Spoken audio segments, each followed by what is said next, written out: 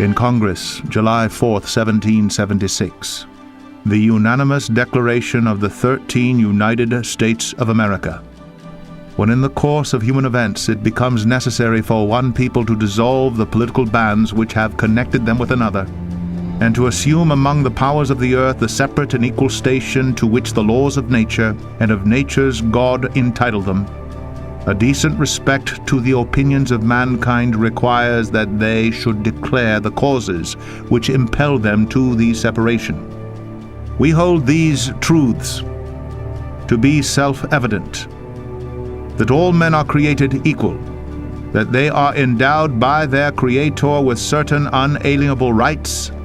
that among these are life, liberty, and the pursuit of happiness.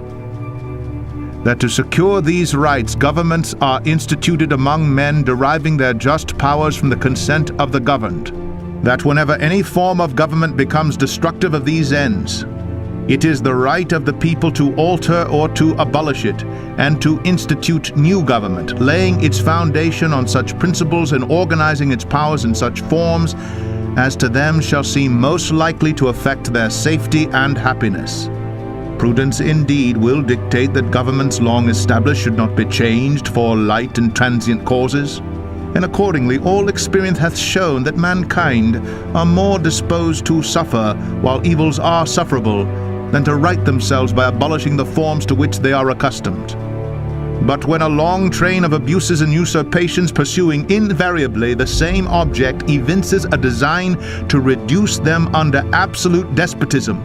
it is their right, it is their duty to throw off such government and to provide new guards for their future security.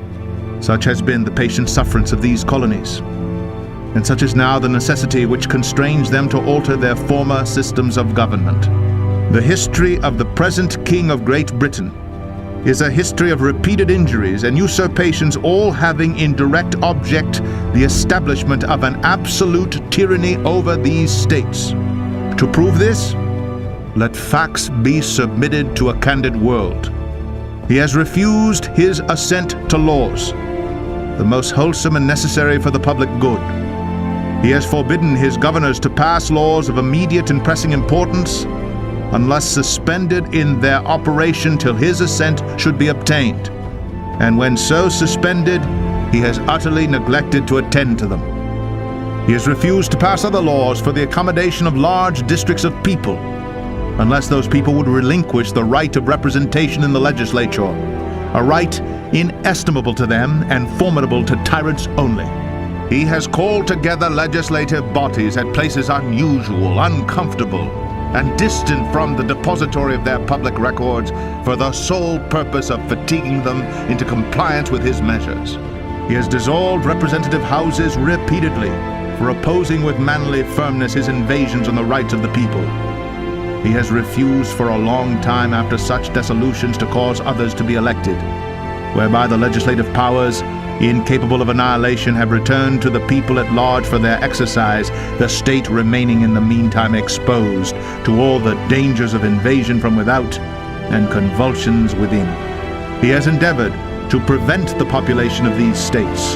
for that purpose obstructing the laws of naturalization of foreigners, refusing to pass others to encourage their migrations hither, and raising the conditions of new appropriations of lands. He has obstructed the administration of justice by refusing his assent to laws for establishing judiciary powers. He has made judges dependent on his will alone for the tenure of their offices and the amount and payment of their salaries. He has erected a multitude of new offices and sent hither swarms of officers to harass our people and eat out their substance. He has kept among us in times of peace standing armies without the consent of our legislatures. He has affected to render the military independent of and superior to the civil power. He has combined with others to subject us to a jurisdiction foreign to our Constitution and unacknowledged by our laws, giving his assent to their acts of pretended legislation, for quartering large bodies of armed troops among us, for protecting them by a mock trial, from punishment for any murders which they should commit on the inhabitants of these states, for cutting off our trade with all parts of the world, for imposing taxes on us without our consent, for depriving us in many cases of the benefits of trial by jury, for transporting us beyond seas to be tried for pretended offenses, for abolishing the free system of English laws in a neighboring province, establishing therein an arbitrary government, and enlarging its boundaries so as to render it at once an example and fit instrument for introducing the same absolute rule into these colonies, for taking away our charters, abolishing our most valuable laws, and altering fundamentally the forms of our governments, for suspending our own legislatures and declaring themselves invested with power to legislate for us in all cases whatsoever. He has abdicated government here by declaring us out of his protection and waging war against us. He has plundered our seas, ravaged our coasts, burnt our towns, and destroyed the lives of our people. He is at this time transporting large armies of foreign mercenaries to complete the works of death, desolation, and tyranny, already begun with circumstances of cruelty and perfidy scarcely paralleled in the most barbarous ages, and totally unworthy the head of a civilized nation. He has constrained our fellow citizens taken captive on the high seas to bear arms against their country, to become the executioners of their friends and brethren, or to fall themselves by their hands. He has excited domestic insurrections among us, and has endeavored to bring on the inhabitants of our frontiers, the merciless Indian savages whose known rule of warfare is an undistinguished destruction of all ages, sexes, and conditions. In every stage of these oppressions, we have petitioned for redress in the most humble terms. Our repeated petitions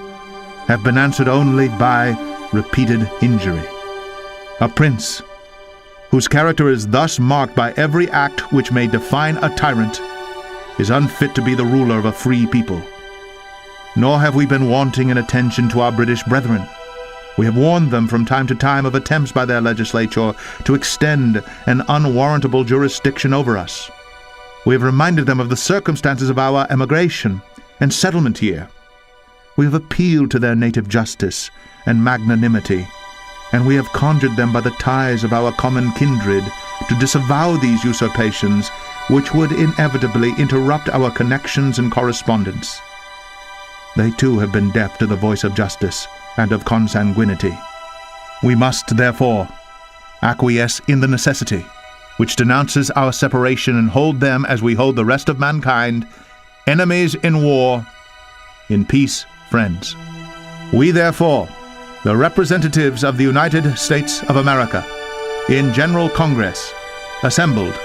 appealing to the Supreme Judge of the world for the rectitude of our intentions, do, in the name and by the authority of the good people of these colonies, solemnly publish and declare that these united colonies are and of right ought to be free and independent states, that they are absolved from all allegiance to the British Crown, and that all political connection between them and the state of Great Britain is and ought to be totally dissolved, and that as free and independent states they have full power to levy war, conclude peace, contract alliances, establish commerce,